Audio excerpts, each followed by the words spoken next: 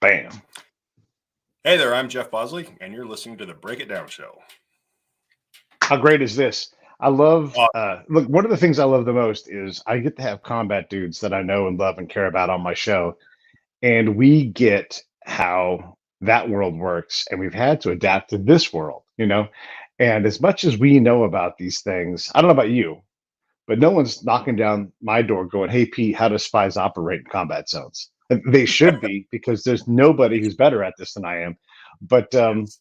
it's not how the world works. The dude who didn't go outside the wire once, that guy gets that sweet kick and writes No, about it, whatever. And man, I'm left over here to toil.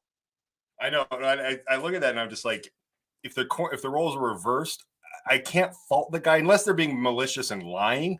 Oh yeah, But I no, can't yeah, they're fault just doing what they that got. that dude. I'll fault that dude is up there with like stolen valor, But like, if they're just capitalizing, to slightly shoehorn this into Hollywood crap. I always look at it like, I don't want to suffer for 10 or 20 years. If Steven Hmm. Spielberg tripped over my leg 10 years ago and says, I want to make you the next Indiana Jones, it's not like I'll be like, no, no, no. I want to suffer. I Yeah, want to do it the hard way. So it's yeah, like if the yeah, roles were reversed, I can't be like, like one guy, he's a no Navy SEAL in the movie consulting business. He got the movie 12 Strong, which is a Green Beret movie. Like it is 12, a 12-man ODA. It's a Green Beret. It's literally yeah. about the Green Berets on the horses, the thing that, got their little bit of pseudo fame.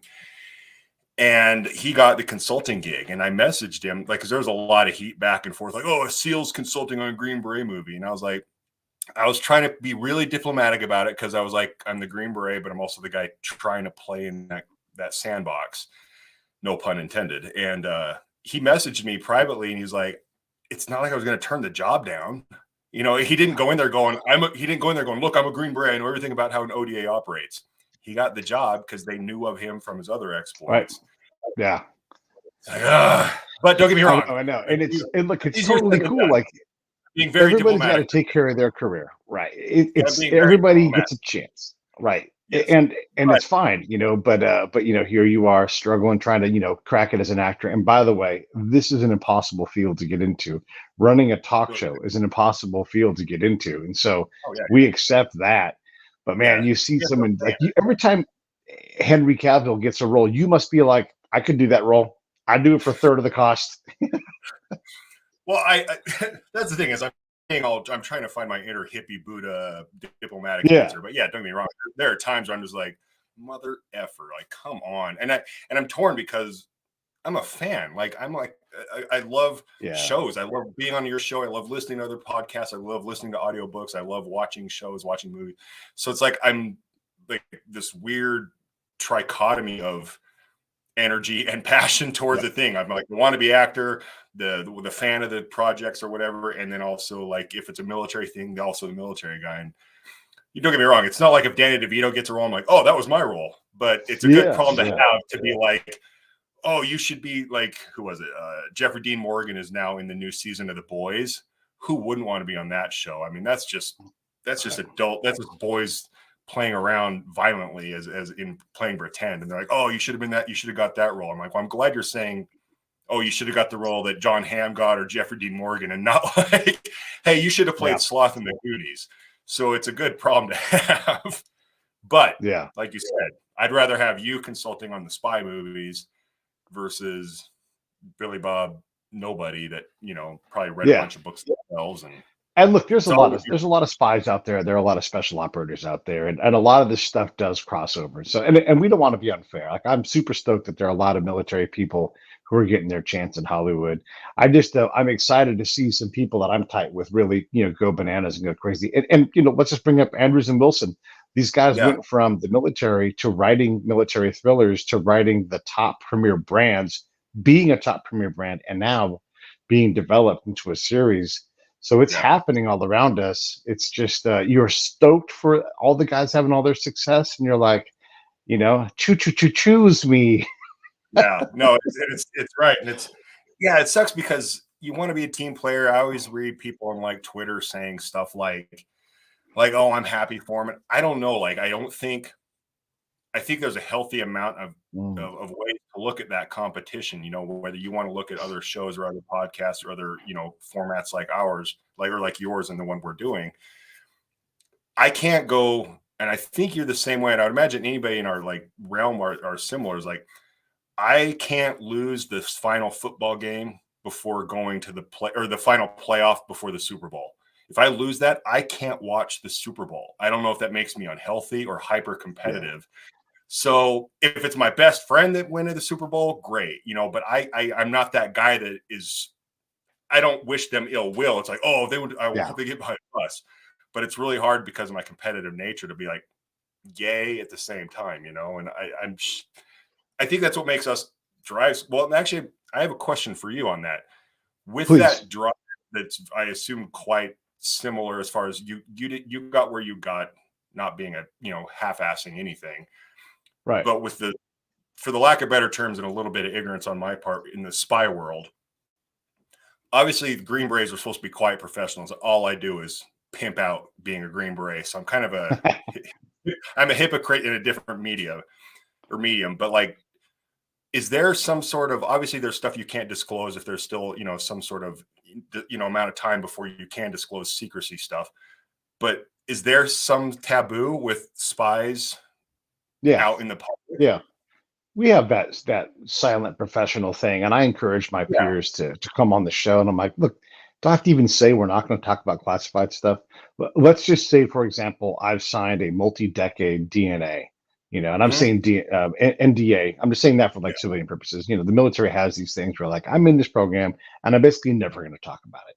Even if you Yeah. sign that thing, discussing it's to the point like, oh, I've signed 27 NDAs that are going to be decades. Like there's no point in discussing it, so we don't even get near it. So a Yeah. lot of times it's overplayed on what is classified and what you can talk about. A lot of this Yeah. stuff is in movies, for crying out loud, because they do Oh, have experts and a lot of like in my world, if you have a what we call a comms plan, you guys have a comms plan, we have a comms plan, and so yeah. there's a thing called a mad minute, and you meet up, and you see it in the movies all the time. So none of this is classified. It does freak my peers out, but you walk up and you're like, hey, and then if I don't know you, I'll give you a bona fides. You might respond back and say meeting canceled without saying meeting. Okay, so when you populate all that stuff, those answers for that subject, that's classified.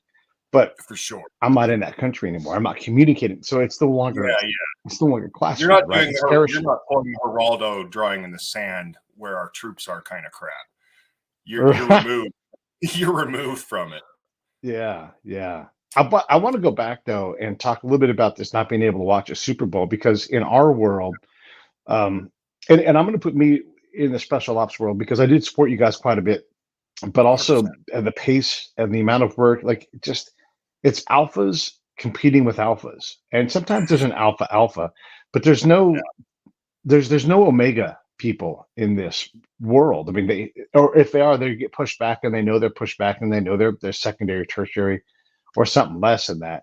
But when you get all of these different dudes, you get very peaky in your specialty. So look, I can shoot, but I don't go try to show up any special operations guys when I shoot. I shoot properly and everything. I'm like, bam, and I hit the middle of the target, and I can Yeah. walk and shoot. These are advanced skills, but that's not my thing. And so I don't get into gunfights, right? That's not my job. I let the guys who train in that. And so when Yeah. it comes to intel collecting, if I show up to an ODA or if I show up to even look anybody, I can compete on the intel side, and so that they recognize that I'm an alpha. And so in my little world, I'm this peak of an alpha. Here's my peak right here. You want to play under the me with the intel thing, or just get the fuck out of my way and let me do my job. All I need is your guys' access, right?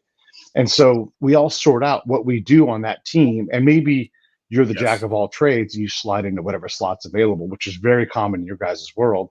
For But sure. it's all alphas. The reason why I'm saying all this is because when you get out and you're like, I'm just going to outperform quality, quantity, all of that stuff, and I'm going to go to the top. And I have, except for in our world, there's a very heavy cement ceiling that unless you Yeah. have a million followers, 10 million followers, a lot of people, you can't outwork the problem here. Yeah. Well, I was going to say it'll be a fast address. Barbara, you do Yeah. need to see the, you do need to read the tier one series. and don't read the Reacher studies. I'm biased on that. Yeah, that's the Super Bowl. You're like, damn it, I should have been Reacher too. My Reacher poster right there. Well, I was Yeah. going to say, to address what you were saying, is I think what makes mature alphas the ideal alphas is the ones that know they're alphas, like you said, in their lane. It's when alphas think they're an alpha across the board. You can't be, this is a really destroyed metaphor here, but you can't be a Swiss Army knife full of 10 scalpels. You can't, you can have one amazing scalpel on that Swiss Army knife, and you can have like other tools that are pretty decent and a lot of other stuff. And that's where it gets to where people think they're an alpha across the board. And I think a mature alpha, and this sounds, I feel like we're like whoever that guy is with, I can't remember his name. I don't like him, but saying the word alpha so many times, but like a mature alpha goes, hey, like if you showed up and did the intel stuff, I'd be like, I'm not an alpha here. I'll go do my whatever over here, but you're an idiot alpha if you don't step aside and let that wolf run the pack for that day, like you and Intel or me and Med or whatever you want to do. And I think that's the biggest thing. But like you said, then the problem lies is when we come out into the civilian world, whether you're an Amazon warehouse worker, which probably not a good example actually, because you do have a little bit of control of your fate. Your fate is kind of a small window. You can only do so much as an Amazon warehouse worker, for example. But then you get into these industries where that's, for the lack of better terms, the entertainment industry. I've said this more times than I can count. The amount of work you put in is completely disproportionate to what you get out of it. And disproportionate still implies there's a proportionality to it, when in reality, it could actually be zero. You could put in 100 and get zero. And that's just not something definitely dudes and females and people like us do not get. And there might be a generational thing for sure, but I know I can speak on our behalf. Guys like us, like you said, are not guys or men or women like us do not understand how to outwork an obstacle. And that is just the most inferior. I'd rather have been great. I'd rather have been like raised in LA as some free thinking universe, ask Oprah and The Secret, like I'll just manifest my future person, than know what I know now in this other definitive Green Beret, control my future world, because that duality is just, I'm sure I'm speaking to the choir here, but like that duality, well, it's just soul sucking. When I would try to describe what a Green Beret is, or anybody in the special operations world, and I have to use abstract things. So I would say, I can take Jeff and leave him in San Diego and say, here's $200. You need to get this 10,000 pounds of gear to Cuba in 4 days, no wheeled vehicles allowed. And you know what would happen? You'd have no idea how to do that, but then there you'd be doing it. You'd be there in 3 days smoking a cigar with a cold drink waiting for me. We know how to deal with these things in that world and can do impossible things. Pete, I need you to go figure out who we're not allowed to talk to help us figure out what we can't know. Because even if you told us, we're not going to believe you, and then communicate that to us in a way that makes sense so that we can hopefully get a little better at doing what we do. Can you do that? And I'll be like, that's exactly what I do. So get out of my way, you know? Yeah, like we're in our worlds, as Sonny said, it's not ideal or you can't or whatever. That's still, there's still a way around. Whereas I'll just blow this up portion. If you can't get sponsored by Kelty and get on Spotify, Pete, you can't have 10 million viewers and a paid platform. Right. You know, and people are like, well, just get on Spotify, Pete. Just get sponsored by whoever makes the sponsor, Yeti. By the way, Yeti my backpack is so heavy. Can you see that? My strap is failing, right? Kelty should sponsor me right now. I thought of Kelty. It is not, right? Yeah, is when you said like that's what's funny is like back in our day, I had the Alice pack. It's just part of the suffering. Meanwhile, I knew when I got to a team, we'd have this amazing, what was it, Mystery Ranch. You could put a house on your back, and because of the suspension and the cushion, you're like, I don't feel a thing, you know. And it's smart, not hard. Sometimes when you're training, they're just like, well, we're gonna do it hard, so you suffer. Let's back up again now. Yeah. I want to back up. So we know how to outwork problems in our world, but we haven't been able to translate to like what are the reps that matter to, and ultimately you said it perfectly. Like when you trip over Spielberg's leg and he discovers you, right? We're like, that's what you need. Like, it's not, can you do the job, or can you say your lines, or can you emote properly on screen? Everybody has to do that. You For have sure. to be able to be like, oh, we're going to get Jeff Bosley because he's a guaranteed $5 billion in our pocket. When this Yeah. project happens, we're going to attach him. And then hopefully a couple movies later, you're like, hey, Jeff's worth $10 million. Jeff is not worth 10. Pete's not worth $5. So Yeah. Yeah. when we haven't figured out how to attach our names to like a big thing or a Yeah. big group of people so that we have that opportunity. If you're born into a family that has that name, if you're born into, the Douglas family, right? It's like, hey, Yeah. Michael Douglas shows up, like, I want to try to act. I'm pretty good at it, but I'm also a Okay. Douglas. And so there's all this, and Yeah. it's very hard to defeat that externally because you have to break into a community. You have to bring something that's valuable besides hard work. Yeah. Well, and that's the running joke, and it's not a joke though. Is sadly, especially in our industry, is a lot of times to know about the big jobs or the big breakthrough roles, you have to be a big name. But to be a big name, you have to be in a big agency. But to be in a big agency, you had to have big work. To get big work, you had to have been a big name. To be a big name, you had to have been in a big agency. It's like, Uh-huh. so how the hell does this happen? How do I get on that?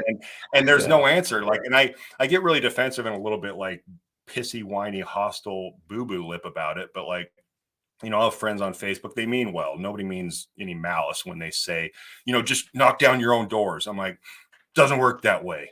They're Doesn't like, work make your that own way. movies. I'm like, it sounds like I'm a naysaying negative whiner. So it's like, I Yeah. got to the point where I try not to respond back because all I do is naysay every comment. God bless my mom. She's Yeah. like, just make your own, honey. I'm like, we do, because we do I enjoy want to it. say that to I you think, right now, and I know better, right? Because with my friends, yeah, and and look, I love my friends, but I'm using them as an example. I was having breakfast this morning, and one of my friends was like, "Why don't you just do this?" I'm like, "Motherfucker, give me some money, and I will." I wish, yeah, yeah, yeah. Yeah, Well, that's the thing is, like, I'll go do the work. You got to, yeah, yeah. Well, like I love metaphors. I beat them to death, but like I look at it like I yeah. could love playing basketball, and I could go get my jollies off shooting hoops in the driveway 1-on-1, but that still is not going to be the same as 5-on-5 in a full court, Hmm. lights in an NBA stadium. Yeah, So like like me and my best friend Scott, we make these things. We make our own stuff. God, I hate the comment, the phrase "make your own content." But we do it and it fills that void. But at the end of the day, I always use yeah. practical jobs because those people can wrap their minds around them more. My dad, he's an amazing ER physician. He didn't, unless he went to with like volunteering Doctors Without Borders or something, he didn't go, I'm going to spend all these years in school and medical school. I'm going to go volunteer now. He's like, I need to put food on my table. Yeah, Like, just yeah, because it's an artsy fartsy industry doesn't mean it's still not a business you put food on your table with. And my dad couldn't go make his own content and put food in his kids' mouths, So yeah, for some reason it gets lost in translation. Yeah, it's artsy and there is a connecting with characters, and I love telling stories. And like at the end of the day, I wholeheartedly mean this, whether it's podcasts, audiobooks, acting, theater, whatever the crap. right. These people are providing something that distracts or gives something that the audience member needs at that moment. Whether I need to hear an audiobook on health in the morning while I'm getting ready, whether somebody wants to hear two vets bitching about the world and they want to hear it right now, we're providing that. If somebody wants to go watch Batman versus Superman like I do at almost 45 years old and just get lost in the fantasy that is superheroism, great. That's what is provided, but it still doesn't mean it can be free. I wish we lived in that world, but it Yeah, doesn't work that way. I mean, just like everything, numbers make the world go round. And if you didn't have 15 minutes of a Yeti advertisement at the beginning of your podcast, you're not going to compete with Joe Rogan on Spotify. And it's stupid, and it's yeah. unfair, but I don't have an answer. That's my long way to say, yep, agreed, don't have an answer. And I wanted us to start there because you put a post up, I think it was today or very recently, about like when someone says, "Oh, you're an actor. What have you done on Netflix?" And Yeah, and so it's like, yeah, when you're allowed to go to Netflix, that's great because look, like you said, John Hamm, I mentioned Henry Cavill. These guys, you guys all have a similar look. Those two yeah, guys have household names, and they bring a lot of money with them when they show up and attach their name. So you don't just get to go play in that playground. You have to, there has to be an agreement. And you both and I both, and I don't want this to be a 20 or a 60-minute bitching session. I wanted to cover the hard stuff, but you Yeah, know as yeah. well as I do that you can say, I want to work my eyes out for this project. It's so important to like, that's great. However, you But know, yeah, Ham yeah, brings $20 million of revenue. So I don't need someone that'll work hard, not bring any money. Or I need to do a favor for. And so you might even bring the heaviest weight, the most knowledge. You might overwork and be like, hey, this is how we move our arm in this case. I'm a Green Beret and I know that. And they're like, wow, you great, but you're still not going to bring the money in. It's just this incremental growth, hopefully, yeah. and then something can happen. And it can be dumb, like I got a job on The Office. How many people's Yeah. careers were made on that show, or And now Friends? Oh he's my an God. actor. I mean, yeah, Yeah, John yeah, Krasinski, perfect yeah. example. Like, Actor, well, director, even producer. Chris Pratt. Chris Pratt was the Yeah, Pratt side star on the opening of Parks and Rec, and now yeah. he's the next action hero guy thing. And it's Uh-huh. the days of Robert Downey Jr., them taking a risk on him for Iron Man, the days of, I brought this up a handful of times, the days of Stallone saying, I'm going to make Rocky and you're going to make it with me, or I'm going to walk, they're gone because of the Hmm. streaming service. It's instant gratification and instant revenue. They can go, hey, we're Yeah, going to hammer this out and we got our money back in a week. And yeah. I don't know the answer. It's like you said, you can't But just go to Netflix. with that said, and again, this is us going more Yeah. positive now, you can go Yeah. out literally with your iPhone and make something and get it into the festival circuit. And you can do things to establish yourself like, hey, wait, this guy is, and everybody in Hollywood is a slash, right? Like, I sing, I dance, I ride horses, I'm a producer, I'm an actor, I'm an old Green Beret, and you can, Yeah. and so you have to have things. So they're like, oh, okay, like, and then whatever that thing is, then you get to work in that era. So there's a lot of opportunity. I mean, right now Sure. I'm talking about several documentary projects that I may be a part of, and I'm Yeah. just like, how in the heck is this going to happen? I didn't even look. It's not that I don't know how to be a documentarian, but I don't know how to be a documentarian, right? And so if I'm involved in this, I'm all of a sudden pulling all these strings and trying to acquire all these assets to do something.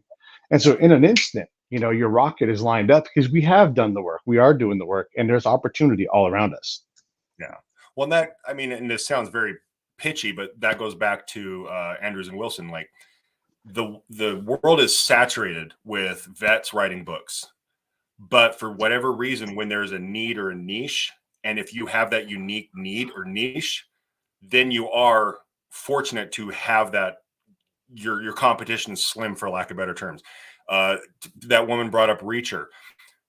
Tall, muscular dudes in Hollywood, 6'6" plus, don't get work a lot because the stars in most TV shows are 5'7". So you Yeah. can't. It's just a fact, and I'm not. This isn't negative. It's just a fact. You can't Yeah. overshadow them, literally or metaphorically. But when the call came across every agent, big and small, we're looking for a new, younger face that nobody's seen, 6'6". That pool was narrow as hell. That they wanted a Hmm. new small thing. So because of that, yes, like you said, people can do their thing. They can do their iPhones. They can make their own stuff.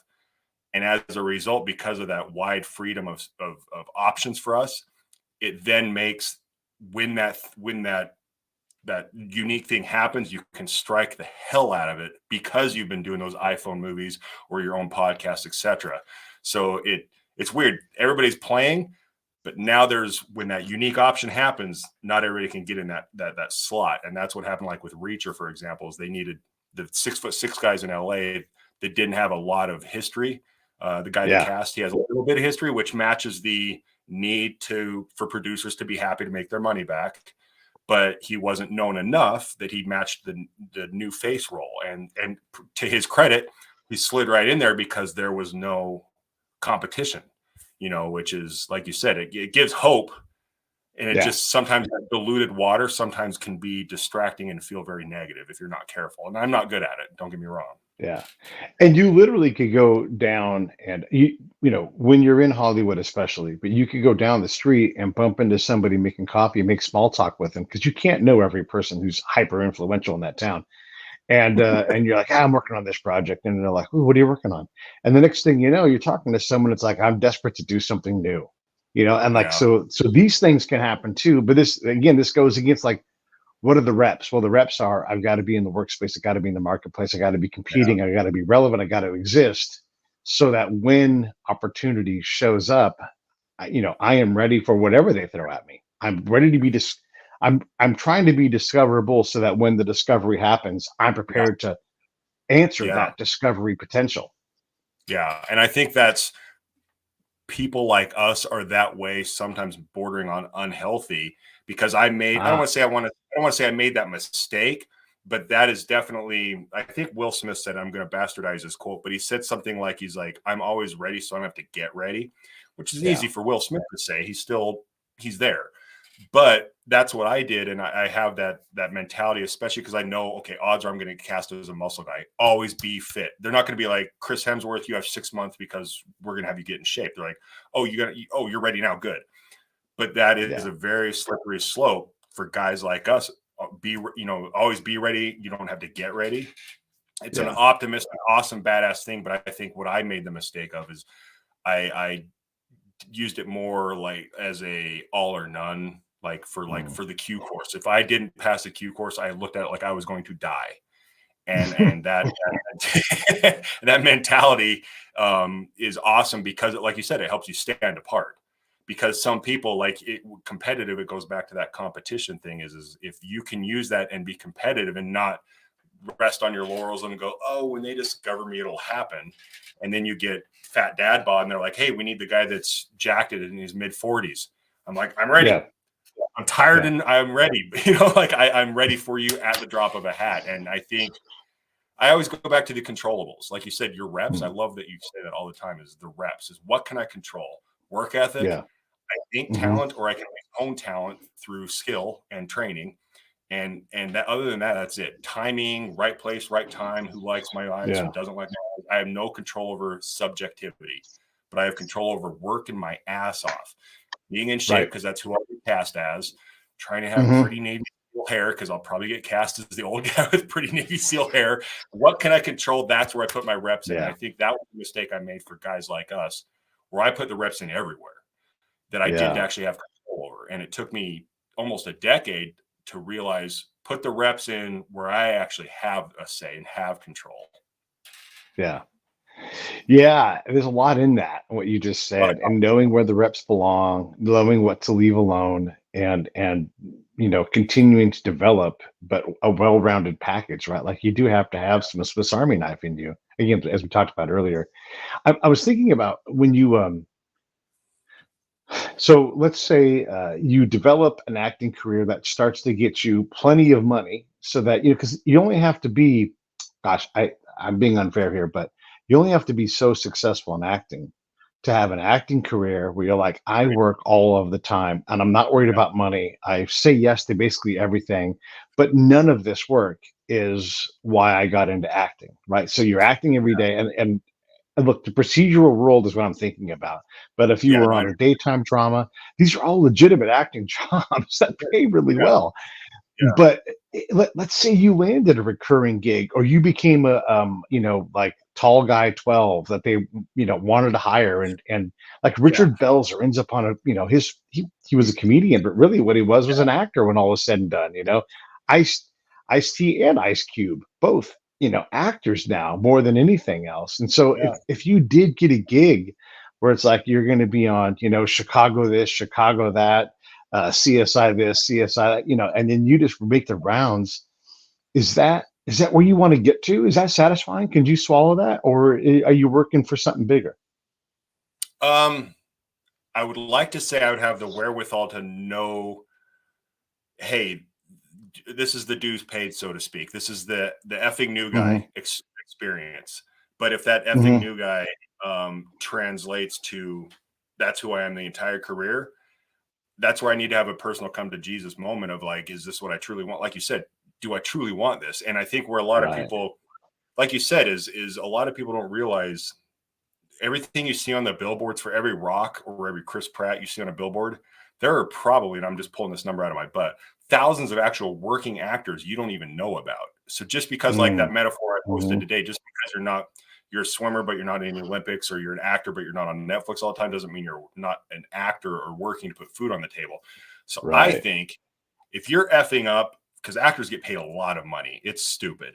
So if you're screwing up and you actually need that job because you've made a lot of poor financial decisions, so you do have to stick with that job that you hate, or that, like you said, I'm not knocking soap operas, but let's just use them for example. Right. Some people don't want to be on soap operas, but I've been on one. It paid great. I wasn't a long character, but I personally, I wouldn't want to do that for a career. It wasn't rewarding. It was basically go memorize and say your line as fast as possible. We're moving to the next shot. Teach their own. The paycheck was great. But if you're so poor with your money that you're making like career happiness decisions based on that, just like any career, you need to have an assessment, because acting, anybody, you can Google the information of what an actor in the union makes daily. You should not be making decisions based on finances unless you've really screwed up what you've made. So me personally, I would go, hey, this is the effing new guy dues I have to pay. I got to pay these dues. But don't get me wrong. I would love to be Chris Pratt in The Terminalist, John Dempsey in the Dempsey series, or the Tier 1 series. Like, don't get me wrong. I shoot for the stars, but I also know logistically, objectively, going back to like the pure superficiality of this industry, I'm 6'5". I have muscles, I have hair, I have blue eyes. I'm not going to play the sidekick like Chris Pratt, short, fat guy, started in Parks and Rec and worked his way up to Star-Lord, lose weight, look like a superhero. So it's not an arrogant, cocky thing. It's such a superficial business. I walk into a room, they're like, he can't play this side. He can't do 10 years of sidekick work. Which I would love. Don't get me wrong. I would love to be in movies and play the sidekick. I love goofy shit. I love goofing around and doing the goofy, stupid stuff. But it doesn't read, so to speak, unless I grow a Fu Manchu or something. So I want to, and I kind of logistically have to just jump to the head of the pack, which kind of, well, like the Reacher thing is, like, if I to get a lead in a thing, it had to be a giant, unique scenario where they only wanted 6+. So, and like the Super Bowl thing, I wouldn't start football in the NFL not wanting to win the Super Bowl. I mean, like, that was the competition thing in me. And like, who doesn't? I don't want to be pampered. I don't want to be the star or all that bull crap. I just want to play in my sandbox the most. That's really what it boils down to. I think anybody who doesn't want to be Joe Rogan's podcast, if it goes, he can do amazing stuff with his kid and fund his family to do amazing stuff he couldn't do when he was a kid. So I can't fault him. If he expects that and is an a-hole because of that, then it's gone awry. No, and you don't want to become an a-hole. But legitimately, if any one of the big producers, gosh, I don't know, Chuck Lorre shows up to you and says, you're going to be the next door neighbor in my next sitcom, and you're going to always have work. Maybe even once a show, like you're like the dude next door dude in Home Improvement, right? You just that guy made whatever it was, $10,000 an episode, and you couldn't even see his face. You're like, is that Richard Crenna? Who is that over there? And the guy could do other things, right? I love that.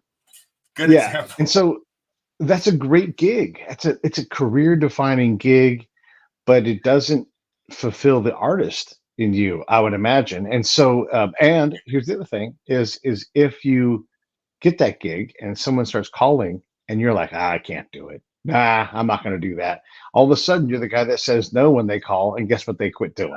They quit calling.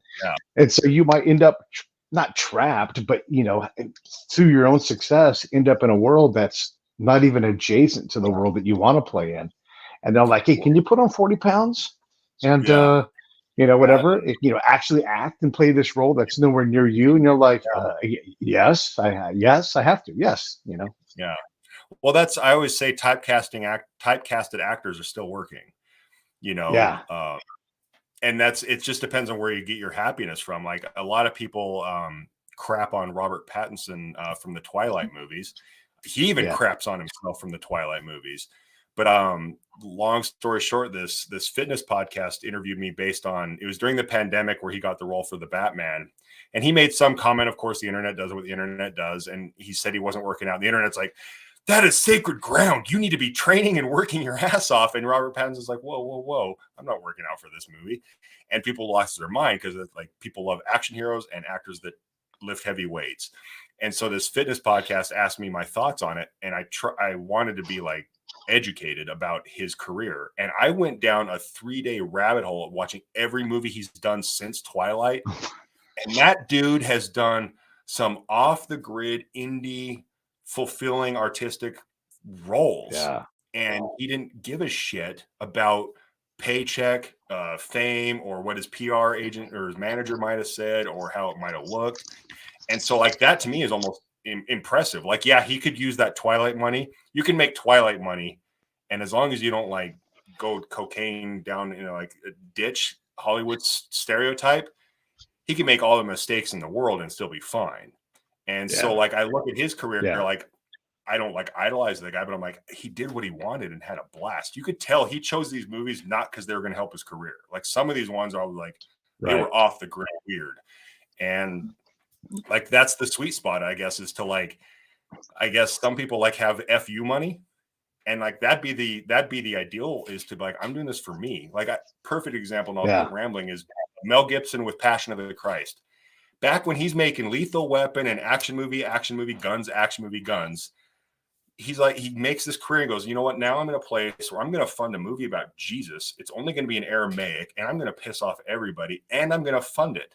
He got FU money based on his career. And he got to live that probably the most artistically fulfilling job of his career, doing the, I don't know, the robotic stuff, the Chuck Lorre stuff, if you will, and I guess the lesson is watch those who've come before you, just like our past careers, learn what worked for them, learn what doesn't, and don't F up and make the same mistakes. That's my hope. Yeah.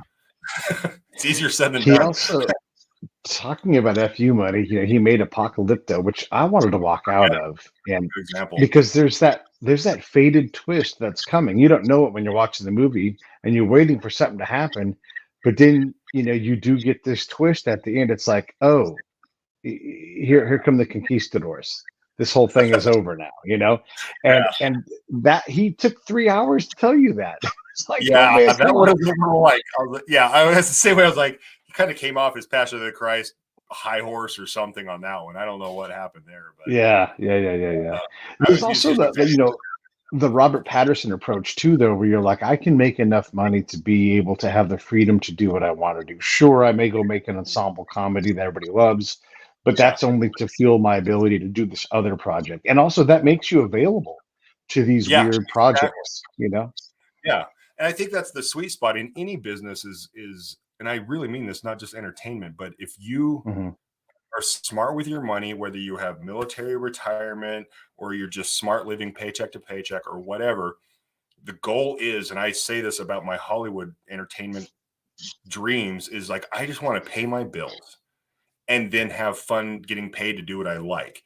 If I make profit, great, because right now I'm neutral, living paycheck to paycheck. So if I live paycheck to paycheck doing something I enjoy, I'm breaking even, but I'm emotionally upgrading. Yeah. So there's some enrichment there. So and I think that's the biggest thing is, I mean, we get paid crap for getting shot at, deployed, and all those things. Meanwhile, I literally know a house manager in Hollywood Hills who made almost 3 times as much as me as a Green Beret with combat pay deployment, family separation, hazard duty pay, all those cool pay bumps. I know a house manager in Beverly Hills or Hollywood Hills who literally made more than me, almost triple. So I'm like, if you love what you do, you're not going to, start counting those paychecks. I know that's really the hippie answer, but truly, like, but the problem is that business, it's all it is numbers. Art is gone. And I don't mean that in a jaded sense, but art is gone. It's so weird. Like, it's weird that the Joe Rogans are the outliers. They're like, oh, he has an opinion, but he's still on a major platform. But that's rare. It's like, why is that rare? Why the Godfather, Rocky wouldn't be made now. Godfather wouldn't be made now. So like, when did we quit going to the theater, get entertained versus like fulfill box office guarantees? And it's weird. I don't mean I swung it back negative. God, I'm good at that. I apologize. Yeah. But that's all right. That's all right because there are these balances that we have to strike, right? So in our past lives, you're balancing other things, and we had a unique ability to withstand a lot of miscomfort with our day-to-day work. And we're just trying to sort out. Look, we bitched when we were deployed too. It's like, it's great. We're having a great time. It's super challenging, but we're still complaining about things. So Yeah. it's not a bad thing to discuss these things. And we are talking about a positive thing overall. Plus we're not in combat. We're not getting shot at anymore. That's true. And I think there's a level of catharsis to all that. Like, I luckily didn't have to sit around the Porta John lighting it on fire, smoking a cigarette in Saudi Arabia during the whole oil times. But there's something cathartic about bitching about your job just to get it off your chest. If that weighs on you and you take it into your shift, like if when I was a firefighter, if I let my whole 24-hour shift be weighed down by like an incident, then it's gone from cathartic and therapeutic to like detrimental. So I think there's truly there's a sweet spot, and this is my little hippie thing of the day of like, some people are so like be so purely positive that it almost is delusional. Like, you have to notice these really shitty moments because of our backgrounds. We can look at them and laugh. They can be the darkest, most heinous examples of horrible humanity. And if you cannot laugh because you're entertained by it, but are just like find a way to just muscle through it and like laugh at it or make a dark joke about it, that's cathartic. That allows you to continue doing that shitty stuff because the world is shitty. It's not perfect, but it makes those perfect things pure and not tainted because you've cleansed yourself of that grossness prior to it. So you can enjoy that happy stuff. And it's all easier said than done. Don't get me wrong. I'm not great at it, but that's the goal. Yeah.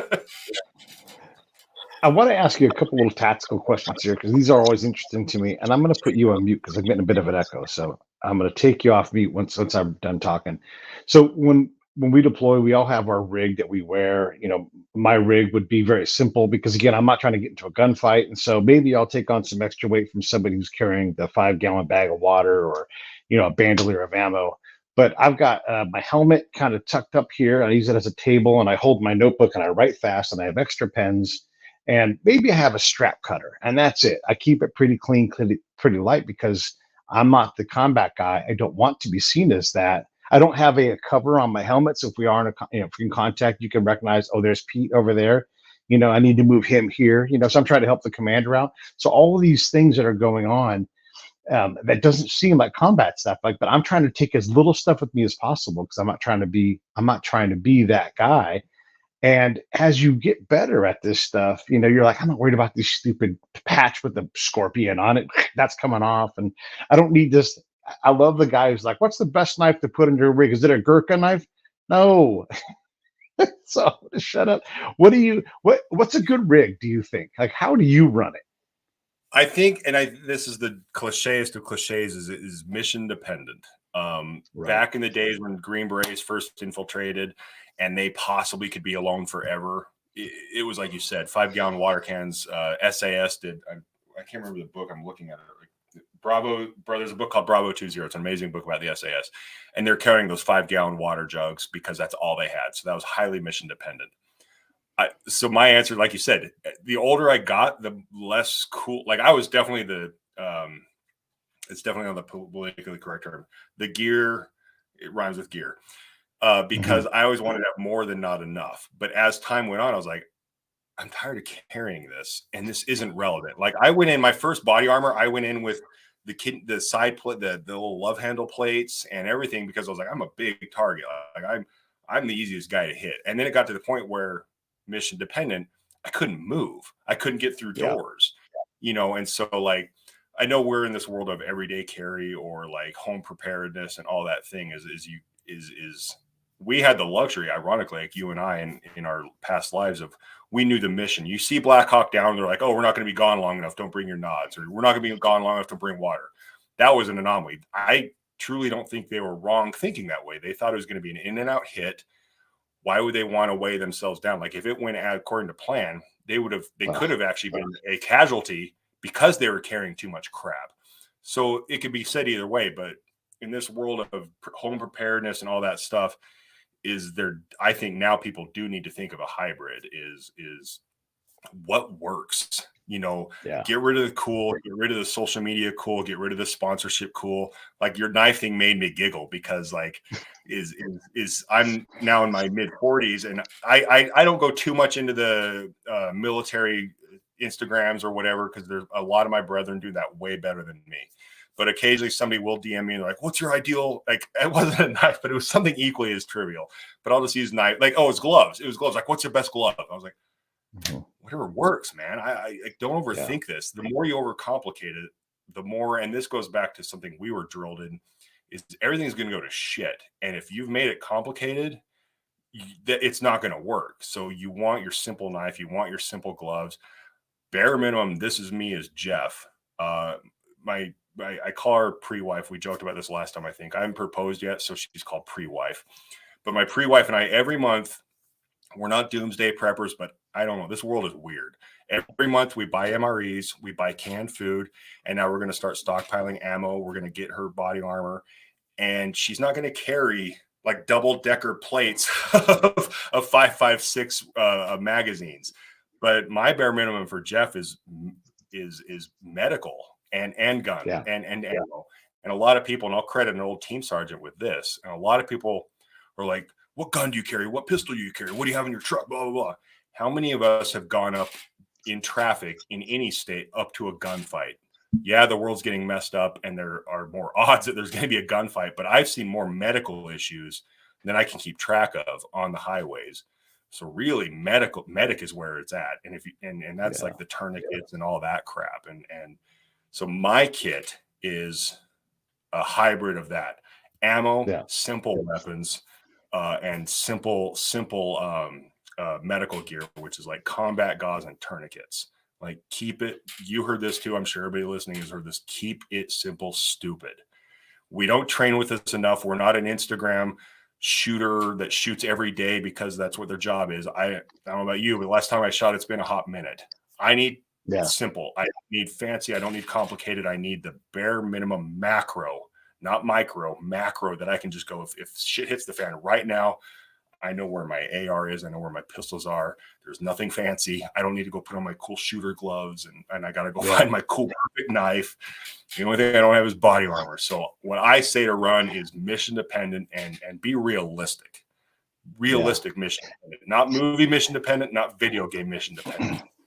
Yeah. And most of the extra shit on a gun, you just don't need it. You know, like what, I've got this scope and then like, you need more than one scope. I just need some iron sights and look out, and here's the thing is when you're getting shot at, like when you're shooting at someone, that person's being shot at, they know that they're being shot at and then they act accordingly. So hopefully, like most people, they're like, I don't want to be shot at. And then they leave, Yep. And so like,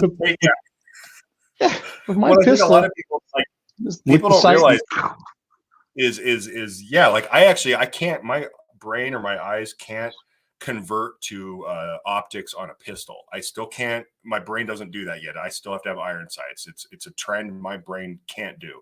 I love optics on a rifle, but like you said, just one. We're not going out like, oh wait, are we going on a mission that we could be shooting up to a mile, or are we doing close quarters combat? Okay, let's put all 5 scopes on there. Like, calm the hell down, bro. And then that's batteries, that's training, that's when, I don't care what it is. Like when stuff hits the fan, there's a movie, I can't remember what happened, but it's the movie Snatch with Jason Statham. But there's a scene where like somebody attacks him and they freeze frame it and he's making a dumbass face. And he makes a comment in this voiceover saying, did I fight back? Did I posture? Did I look cool? No, I made a dumb fucking face like this. And when stuff hits the fan, odds are you're going to freak, kind of have a moment of panic. If you have to go, wait, do I have my cool flip up scope? Do I have my 45-degree rifle? What? You're just asking for a nightmare. And on top of that, some stuff actually doesn't work. Like I have the cool who sells, I can't remember who sells, I don't want to badmouth them, but there's a thing that allows you to it's a bolt release that allows you to use the bolt release on your right hand rather than slapping it with your left. It's called a something assisted device, battery assisted something device. And I love it because that means I can actually do everything with my right hand and not have to take my left hand away from anything. But the problem is that when it jars, it actually activates the system. So that last round, for an example, for people that think toys are cool, when that last round comes out of your rifle, your bolt's supposed to stay back. And you hear a very definitive clunk that lets you know I'm out of ammo. The problem is the jarring of this thing activates that right-handed cool trigger thing, and it actually shoots the bolt forward, even if there's no rounds left. So then you have that, you pull that trigger after round 28, 29, 30, depending on how you load your mags, and you wet yourself because you're like, uh-oh, nothing came out of it. And that's because of a cool toy I put on there. So I know it's there, but if I give that to my dad or any teammates, they'll be like freaking the F out because they're like, I didn't hear the kerclunk and I don't have ammo coming out of my gun right now. So cool, Resident Evil, neat little accessory, but you're pissing your pants and getting shot while you're trying to figure out what went wrong.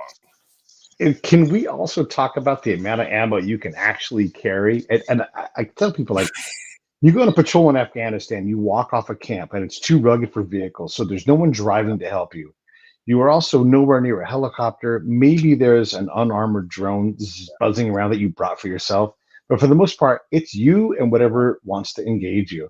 And if you get into a firefight, you got a few minutes, and then you're going to be out of ammo. They might have a QRF, but they are 3 miles away. And even if they're ready and they run out the door, you are going to be on your own for a while. And all of a sudden, you're like, all these rounds I got, I don't got enough. It's so movies really dilute our perspective. I mean, what I'm going to get crucified for not remembering this. What's a basic combat load? 210 rounds. Yeah, I think so. Yeah, that's what I think it is. Yeah, 210. Yeah. So in all the movies, if you want to go watch, I'll just bring up 12 Strong again. You can count to 210 rounds in probably a few seconds in one of their battles, and that's what each dude has. And like that is, it is very. And I'm not actually using this word to be funny. It is very castrating to realize how fast ammo goes. And so when you hear those stories about like, I just know a lot of Green Beret stories, but when you hear stories about like one Green Beret ODA, not even a full-fledged ODA, like maybe 6 to 8 guys holding off tanks and armor because they're smart with their javelins or their AT4s, or they're just clever with making it feel like they have more firepower, when in reality, they could just get overwhelmed. When I read those stories, I'm not like, there's fortitude, grit, tough American badass men that's awesome. I'm not discounting that. But at the end of the day, like just the sheer math, they should have been dead long before that because of just the sheer amount of ammo everybody else had in comparison. So just that math alone makes those people deserve a pat on the back when you hear those stories, because like you said, that basic combat load, unless you have a truck or somebody coming in, it's never enough. I remember, I want to mention the president, but I remember one of my deployments, I went into our team house and we had our whiteboard that said whatever was going on for the day. And the only thing that was on it, it said, no more 9mm, save what you have, quit shooting it. I was like, oh my God, not only are we castrated with what we could carry on our kit, we literally are out of ammo at this camp in the middle of nowhere. So those I got the opposite story. We had a person on our team who was mentally troubled. And so whenever I could, I would grab her magazines and I would peel off a couple of 9mm rounds because I was trying to bleed her dry of those. Because she said to me at one point, I'm not the suicidal type, I'm the homicidal. And she stared at me all crazy. Oh, that's even scary. Like, and so I report this, of course. And then it all gets played off. Oh, she was joking. I'm like, that's just not a joke. She wasn't joking. And then I got her in a meeting following that. I got her to say, and I wasn't joking. And I looked around like, did you guys all just hear her say that? Like, and it's like, it's all right. So you are working with these people. So like every time my buddy works, there's dark humor, and then there's that, and that's not dark humor. And she wasn't joking, and she was legitimately crazy. We wanted to get her out of there, but no one else had seen her be crazy. And this is right when that dude went into that village and started reaping people. You remember that mass murder thing that he did?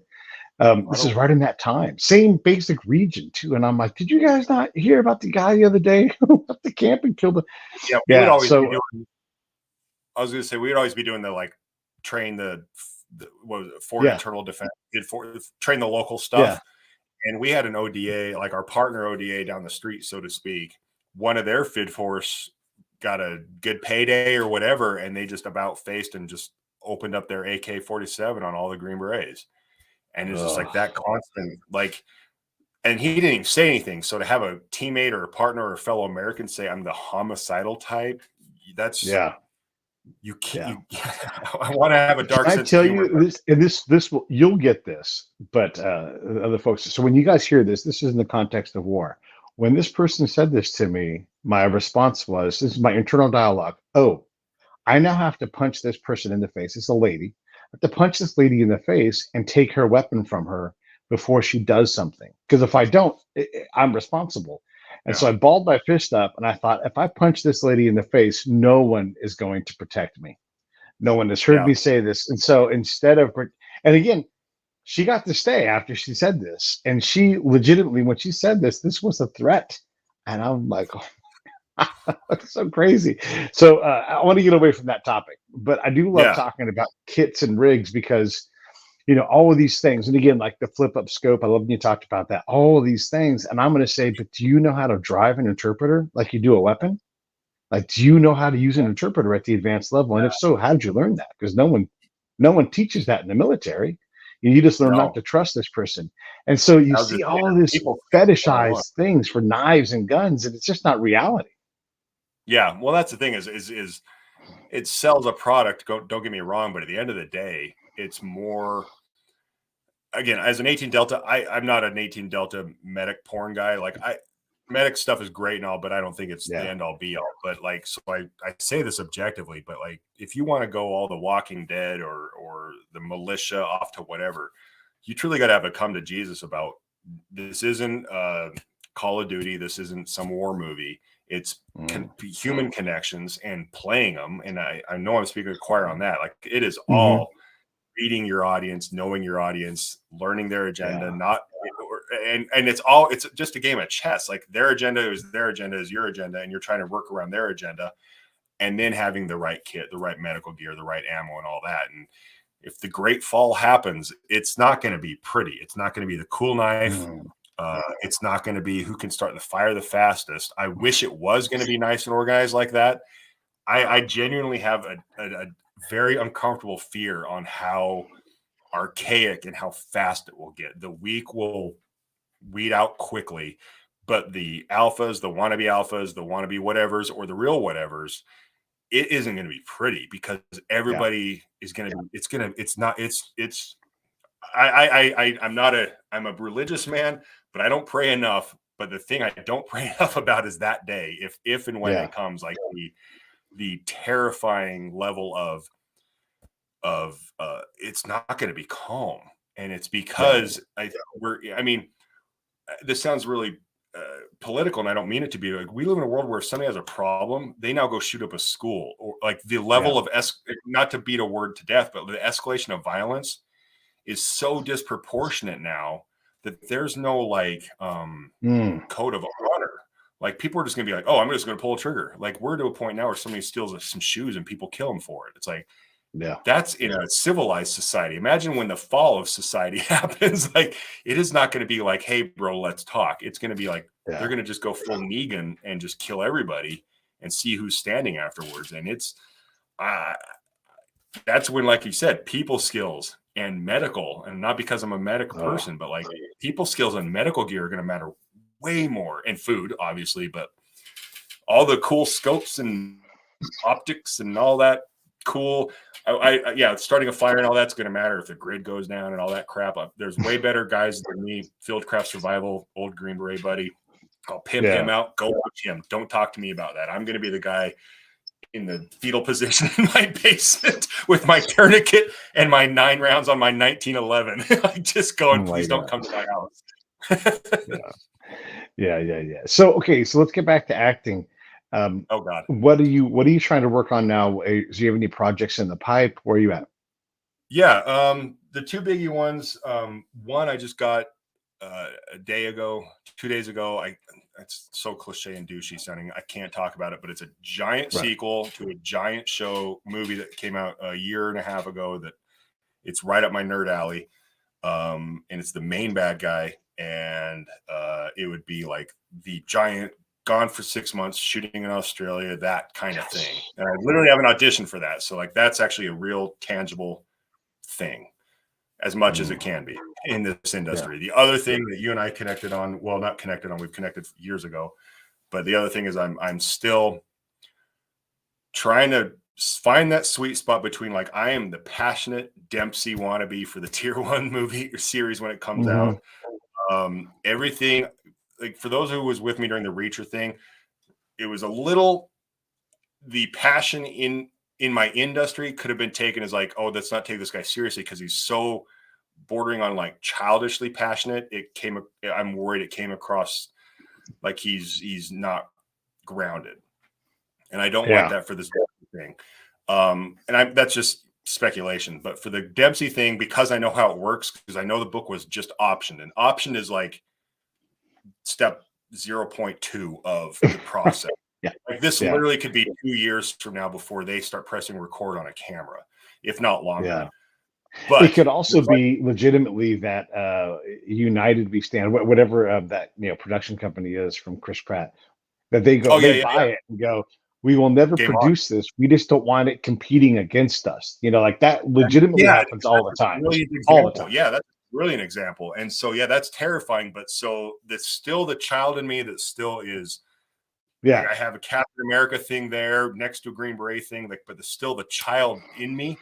I wake up every day when I go to the gym. I would be anyway, but I'm training for Dempsey. The little bit of Oprah manifesting secret crap I have in me, I'm training to get Dempsey for tier 1. I love it. I'm literally getting a hair transplant to look younger, to look younger than me.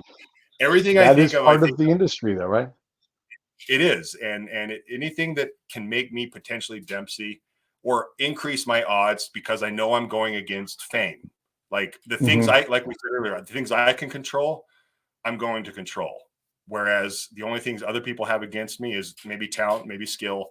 But if they have fame or big name, I can't fix that. But I'll be goddamned if I'm not the most trained, ready, studied. I've read the series once. I've already started it again this morning. I will be, like we said, I'm a hypocrite. I'm going to spend all the time on something I have no control over. But I'll be damned if I'm not ready. So those are the two biggest things. Dempsey is my constant angel on my shoulder and devil. I want to say one last thing before I wrap up my portion of what we're going to do here. But everybody, look, so this year's USS Indianapolis reunion, these are the guys that were sunk by a Japanese submarine, and the ship sank in like 12 minutes. And of the 1,200, 900 survived. Of those 900, about half of those guys survived being in the water for 5 days. And there is one cat left, and he lives right here where I am in Benicia. And so this reunion could be the last one that Harold, if Harold even makes it to it, Harold ever gets to go to. So in honor of Harold, one of the things that we're doing here is we're going to build a bronze statue to Harold. And there's down below, you see that it says beniciacf.org. That is where you go and just type like under project, and you'll see the thing for Harold. So kick in some money. We would love to have this thing like it's set. We're going to get this thing released, maybe even get it up in front of Harold's eyes before he passes away. He's these guys were treasures. These guys are the greatest generation, and I think it's a worthy cause. And a couple bucks from not that many people, and all of a sudden this bronze statue is made. So everybody, beniciacf.org. If you want to go to the reunion, you're invited. Come on down to Benicia, and I'm glad to show you around this wonderful town. I'll take you to Gravity Hill. Come out and check these guys out. Kick a couple dollars in the bucket for Harold and family for that statue. And that is what I have to say. Anything from you? Any questions from you? Anything else you want to cover?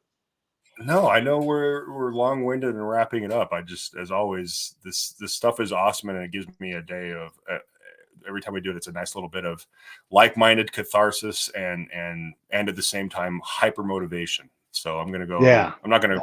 I hate running, but I feel like going for a run. I'm gonna do some push-ups. No, I'm too broken.